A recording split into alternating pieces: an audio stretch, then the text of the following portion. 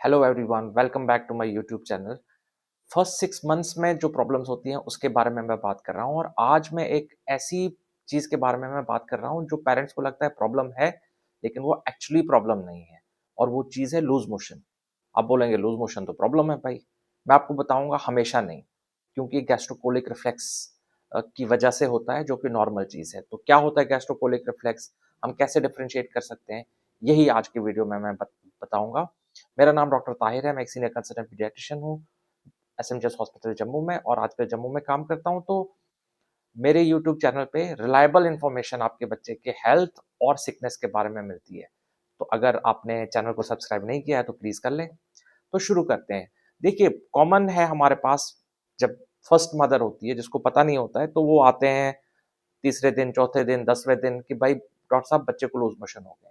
लेकिन जब हम पूछते हैं लूज़ मोशन के बारे में तो पता चलता है कि एक्चुअली लूज़ मोशन नहीं है, ये तो गैस्ट्रोकोलिक रिफ्लेक्स है।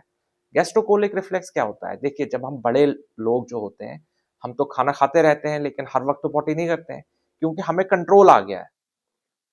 हम जानते हैं कि हमें कब करना है, कब नहीं करना है। तो बच्चों में तो ऐसा है नहीं। तो तो उनमें एक रिफ्लेक्स होता है गैस्ट्रोकोलिक। इसका मतलब ये होता है कि जब बच्चा दूध पीता है तो स्टोमक डिस्टेंड होती है, उससे एक सिग्नल जाता है अंतड़ियों में या कोलोन में।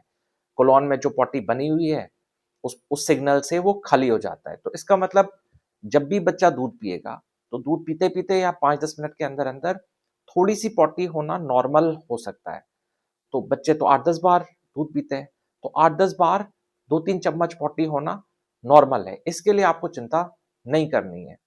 और वैसे नॉर्मल स्टूल के बारे में भी अगर आप थोड़ा जानें तो नॉर्मल जब बच्चा पैदा होता है तो फर्स्ट 48 आवर्स में पॉटी जो आती है पहली वो ब्लैक ब्लैक टाइप की होती है।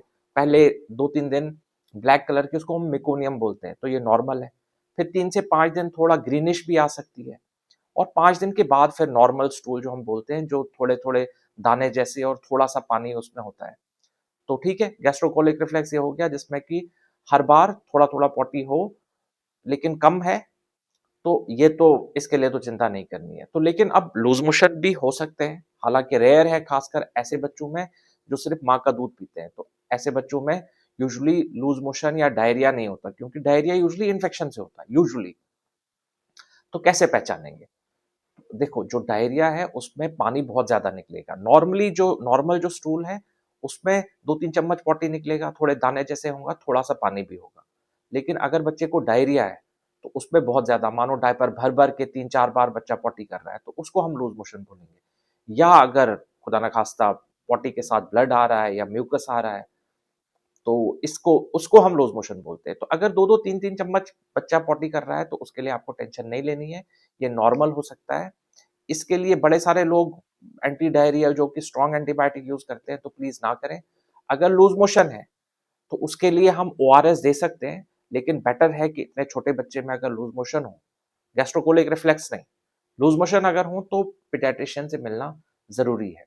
और हमेशा बच्चों में ये देखते हैं कि भाई बच्चा अगर सुस्त हो, दूध पीना छोड़ दे, पेशाब कम हो, तो ये सब डिहाइड्रेशन के साइन्स हो सकते हैं, तो ये डेंजर साइन है। इसमें से कुछ भी प्रॉब्लम हो बच्चे को, अगर ये चीज़ें हैं, तो आपको डॉक्टर के पास इमीडिएटली लेके जाना है। तो इस diarrhoea, loose motion first 6 months के बारे में अगर आप कुछ पूछना चाहते हैं, तो मुझे कमेंट्स में पूछ सकते हैं। Thank you.